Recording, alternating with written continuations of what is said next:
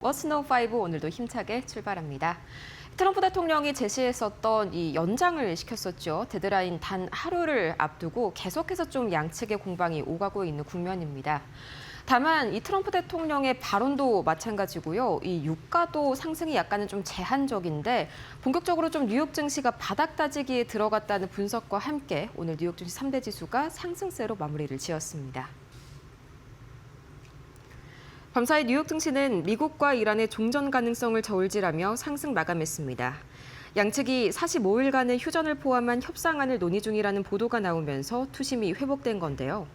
여기에 파키스탄이 제안한 호르무즈 해협 재개방 구상까지 전해지면서 긴장 완화 기대감이 커졌습니다. 다만 이란 측이 미국이 제안했던 일시적 휴전을 거부하는 대신에 영구 종전을 요구하고 나서면서 불확실성은 여전한 상황인데요.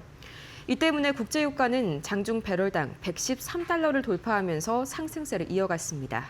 이 오펜하이머 자산운용의 수석 전략가 존 스톨츠퍼스는 분쟁 해결까지 걸리는 시간에 대한 우려가 당분간 시장의 부정적 요인으로 작용할 것이라고 평가했습니다.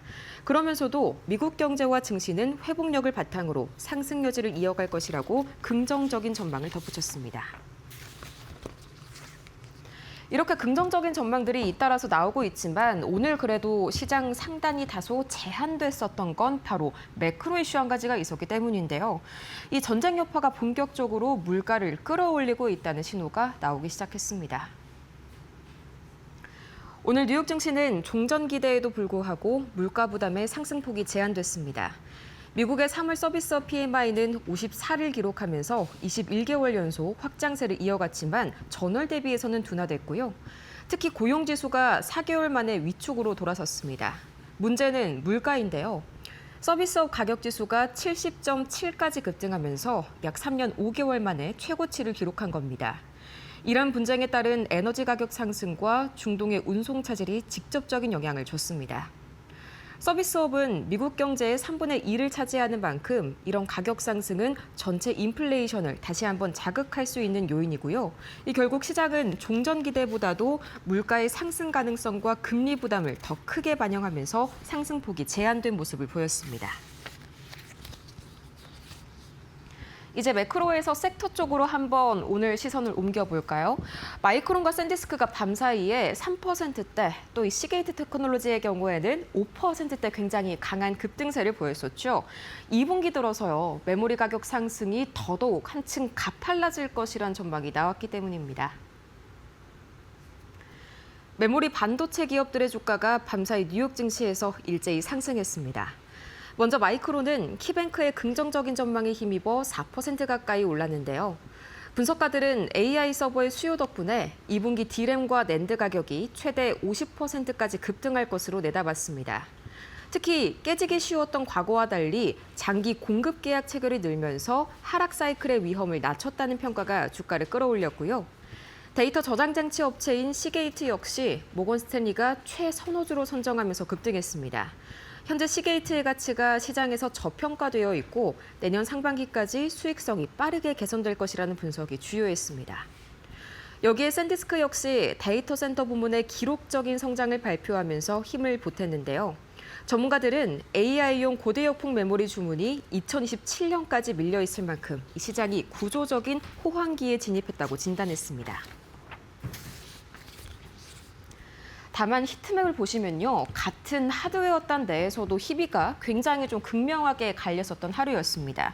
이 밤사이 휴렛패커드가 3% 가까이 내렸고요. 이 슈퍼마이크로 컴퓨터는 5%에 가까운 급락세가 연출이 됐었죠. 공통점은 한 가지입니다. 메모리를 사서 쓰는 업체라는 겁니다. 오늘 뉴욕 증시에서 하드웨어 업종, 특히 메모리를 구매해서 쓰는 업종이 일제히 부진한 모습을 보였습니다. 이란 전쟁 여파로 메모리 가격이 최대 70%까지 폭등할 수 있다는 모건 스탠리의 경고가 나왔기 때문인데요. 에너지 가격 상승으로 생산 비용이 올라간 데다가 호르무즈 해협 운송 차질까지 겹치면서 원가 부담이 빠르게 커지고 있다는 분석입니다. 이 영향으로 휴렛패커드, 로지텍과 같은 소비자 하드웨어 업체들은 이 원가 상승을 제품 가격에 충분히 전가하기가 어렵고 이익이 5%에서 많게는 10% 감소할 수 있다는 전망까지 나왔습니다. 여기에 PC 수요 회복도 지연되면서 부담이 커지고 있는데요. 메모리 비용이 전체 제품 가격의 절반 이상을 차지하게 되면서 소비 위축으로 이어질 수 있다는 분석까지 나옵니다. 이 결국 시장은 원가 상승과 수요 둔화가 동시에 발생하는 구조를 반영하면서 하드웨어 업종 전반, 특히 PC 서버 업종 전반에 부담을 줬습니다. 오늘 개별주 이슈 중에서 가장 눈에 띄는 건 역시나 단연 테슬라였죠. 장중에 3% 가까이 빠지기도 했었고요. 결과적으로 2% 하락 마무리가 됐었는데 이 JP모건의 경고에 따르면 테슬라의 주가가 앞으로도 60%나 하락할 여지가 있다고 봤습니다. JP모건의 충격적인 보고서에 밤사이 테슬라의 주가가 2% 이상 급락했습니다. JP모건의 라이언 브링컨 애널리스트는 테슬라의 투자 의견을 매도로 유지하며 목표 주가를 145달러로 제시했는데요. 주가가 현재 대비해서 60%나 폭락할 수 있다는 경고입니다. 특히 판매되지 않은 차량의 재고가 역대 최고 수준으로 늘고 있다는 점이 핵심적인 부담으로 지목되는데요. 여기에 1분기 차량 인도량도 약 35만 8천 대로 시장의 예상치였던 37만 대를 밑돌면서 수요 둔화 우려를 키웠습니다. JP모건은 저가 모델 확대 전략이 오히려 수요와 경쟁, 실행 측면에서 리스크를 키울 수 있다고 분석했습니다.